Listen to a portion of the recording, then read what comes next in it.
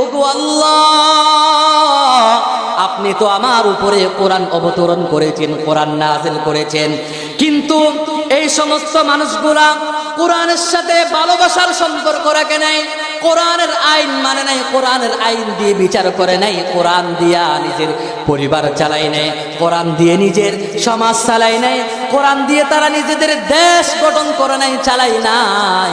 আয় আল্লাহ, দুনিয়ার মধ্যে থাকতে তারা যেভাবে আল কোরআনকে ভুলে গিয়েছিল, কোরআনকে যেভাবে তারা ছেড়ে দিয়েছে, আমি নবী আজকে কিয়ামতের ময়দানে জানায়া দিলাম এই সমস্ত উম্মতদের সাথে আমি নবীর কোনো সম্পর্ক নেই।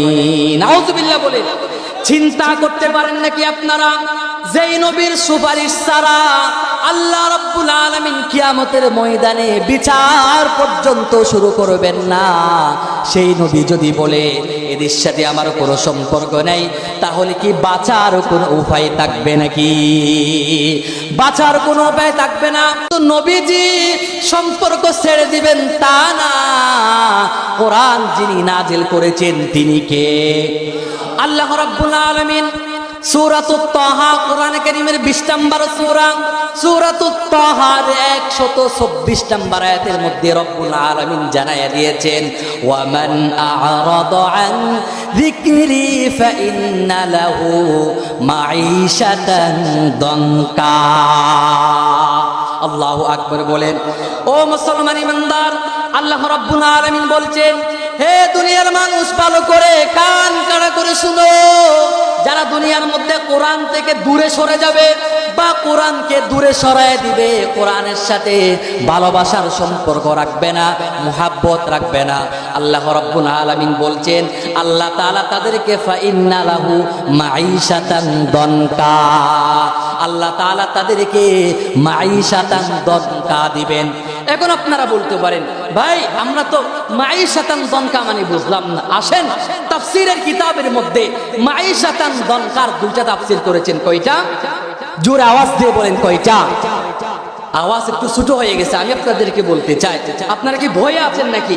হ্যাঁ, এই যে স্টেজের পেছনে বা সামনে বা এদিক সেদিকে পুলিশ আর্মি বিডিআর দাঁড়ায় আছে, আপনারা যদি আমার সাথে বড় বড় আওয়াজে কথা বলেন, হ্যাঁ না ঠিক না বিঠিক এগুলা যদি বলেন, আপনাদেরকে গ্রেফতার করে নিয়ে যাবে, এরকম কি কোনো ভয় আছেন নাকি আপনারা? এরকম কি কোনো পরোয়ানা আছে নাকি? তো না থাকলে আল্লাহর জমিনে বসে, আল্লাহর জমিনে বসে আল্লাহর নাম উচ্চারণ করব, আল্লাহর নামে তাকবীর দিব, সেখানে কিসের ভয়? হ্যাঁ, এজন্য বলতে চাই, মুসলমানদের জাতীয় স্লোগান কি বলেন তো? আল্লাহু আকবার। কি বলেন? লিল্লাহি তাকবীর। এটাই মুসলমানদের জাতীয় স্লোগান, ঠিক কিনা বলেন? তাহলে আসুন, মাঈশাতান দানকার কয়টা তাফসীর করেছেন? হ্যাঁ, দুইটা। এক নাম্বার হচ্ছে, আল্লাহ রাব্বুল আলামিন আপনাকে দুনিয়ার মধ্যে টাকা দিবেন, আপনার টাকা থাকবে, পয়সা থাকবে, গাড়ি থাকবে, বাড়ি থাকবে, সব থাকবে, কিন্তু আল্লাহ আপনার জীবনে শান্তি নামক জিনিস রাখবেন না। আজকে দুনিয়ার মধ্যে দেখবেন আপনারা, মানুষ শান্তির জন্য পাগল পারা, শান্তি নাই, শান্তি নাই, শান্তির জন্য পাগল পারা। আমি বলতে চাই, আপনারা শান্তি খুঁজেন, শান্তি যেখানে আল্লাহ রাখছেন সেখানেই না আপনি খুঁজবেন, আল্লাহ যেখানে শান্তি রাখেন নাই সেদিকে কেন যান? আল্লাহ বলছেন কোরআন হচ্ছে শান্তির মেডিসিন, কোরআন হচ্ছে শান্তির নুসখা, কোরআন হচ্ছে শান্তির প্রেসক্রিপশন। এই কোরআনকে বাদ দিয়ে, এই কোরআনকে মাইনাস করে হাজার উন্নতি, হাজার অগ্রগতি করা সম্ভব হবে, শান্তি প্রতিষ্ঠা করা কখনো সম্ভব হবে না, ঠিক কিনা বলেন? সমাধান এবং শান্তি যদি পেতে চাই, আল কোরআনের দিকে আমাদেরকে ফিরে যেতে হবে, ঠিক কিনা বলেন? সমাধান চাও যদি জীবনে মরণে, ফিরে যাও খুঁজে নাও, চোখ রাখো কোরআনে। সমাধান চাও যদি জীবনে মরণে, ফিরে যাও খুঁজে নাও, চোখ রাখো কোরআনে। তবেই পাবে সুখ শান্তির ঠিকানা, তবেই পাবে সুখ শান্তির ঠিকানা, যদি মেনে নাও তুমি মনে প্রাণে। সমাধান, সমাধান চাও যদি জীবনে মরণে, ফিরে যাও খুঁজে নাও, চোখ রাখো কোরআনে। এ বাণী সকলের নয় শুধু মুমিনের, যারাই চলবে মেনে ফল পাবে কোরআনের। এই দুনিয়ায় সেই দুনিয়া মুখ মুক্তি পাবে তুমি দো জাহানে। সমাধান বলেন, সমাধান চাও যদি জীবনে মরণে, ফিরে যাও খুঁজে নাও চোখে রাখো কোরআনে। ঠিক কিনা বলেন? সমাধান এবং শান্তি যদি পেতে চায় আল কোরআনের দিকে আমাদেরকে ফিরে যেতে হবে। ঠিক কিনা বলেন? আজকে যদি আমাদের সমাজে কোরআনের আইন থাকতো তাহলে কোনো চোর, কোনো দুর্নীতিবাজ দুর্নীতি করার সাহস পেত না। ঠিক কিনা বলেন?